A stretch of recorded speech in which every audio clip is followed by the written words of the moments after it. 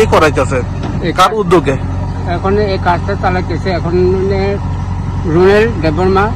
এই কাজটি চালাইতেছে সিপিএম আমলে মানে এই কাজটি কোনো এই রাস্তাটি মানে কোনো মেরামত করেনি এরপর এখানে রুনেল আছে রুনেল আওয়ানোর পর তারপরে কাজটি চালু কেমন এই রাস্তা যেটা কাজটা চলতেছে কেমন চলছে কাজটা মানে ভালো চলতেছে কাজটি মানে দেখতেছি মানে ভালোই চলতেছে এই রাস্তা কইতে কই যায় ওটি তার হচ্ছে ওটি মানে গামছা কপড়া ওটি গামছা কপড়া মানে সব দিকে মানে